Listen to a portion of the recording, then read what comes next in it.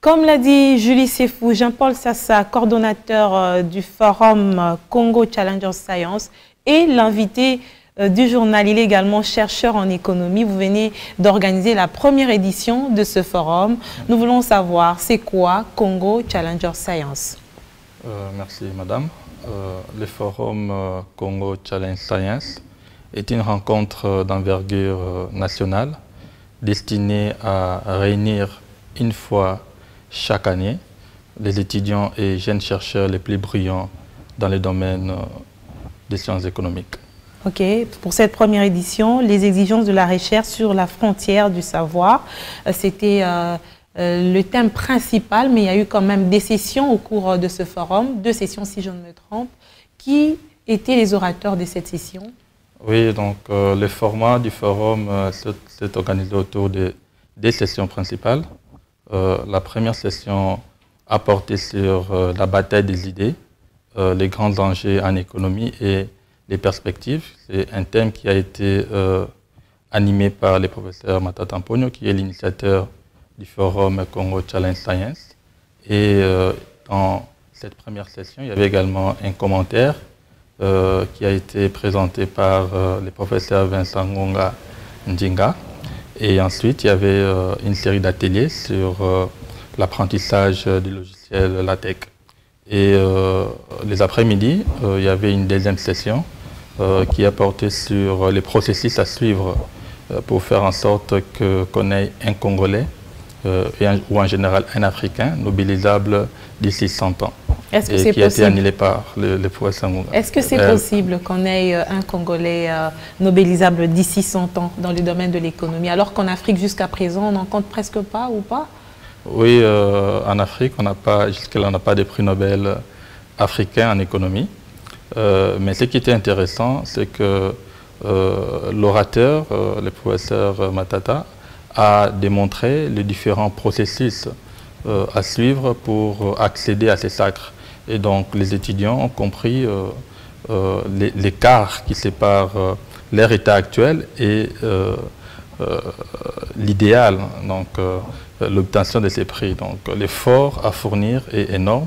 Et donc il a été demandé aux étudiants de se mettre au travail dès maintenant s'ils espèrent obtenir ces prix ou baliser les sentiers pour faire en sorte que les générations futures puissent accéder à ces prix. Justement, vous avez posé les jalons, vous voulez créer une élite très excellente, c'est possible, mais les gens ont besoin de savoir sur quels critères vous avez sélectionné ces 45 étudiants venus de la République démocratique du Congo, venus des 12 universités, si je ne me trompe, dont 7 en province et 5 à Kinshasa. Oui, en effet. Donc, les critères retenus pour sélectionner les étudiants a été premièrement l'excellence du parcours académique. Nous avons tenu à ce que dans la sélection des participants, qu'on ait les étudiants qui ont les plus distingués dans leurs promotions respectives.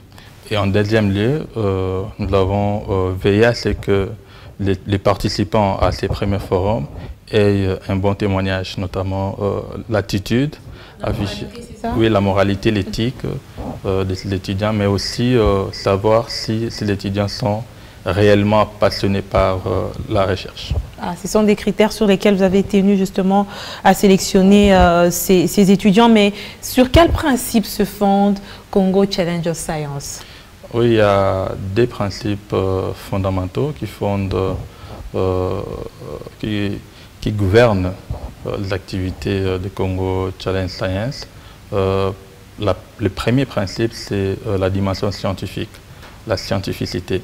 Donc, tout argument avancé au niveau des activités, dans les cadres de l'activité des Congo Challenge Science, doit être basé sur des principes objectifs.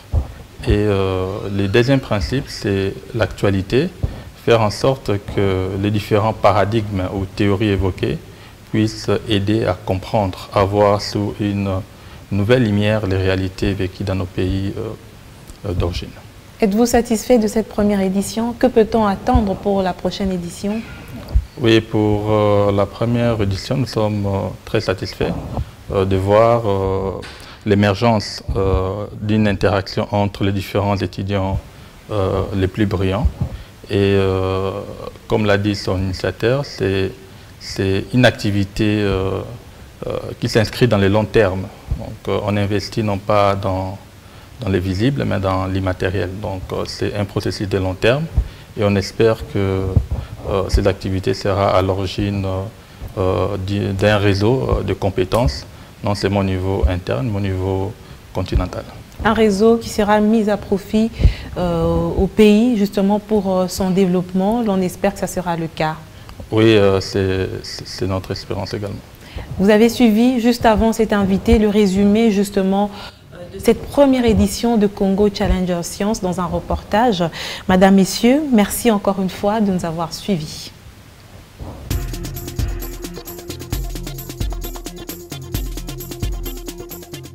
Nous allons poursuivre ce journal avec cette marche organisée par Filimbi. Ce mouvement citoyen était dans la rue pour demander plus de droits. Ces jeunes ont adressé un mémorandum demandant au président de la République d'accorder une grâce présidentielle à certains prisonniers.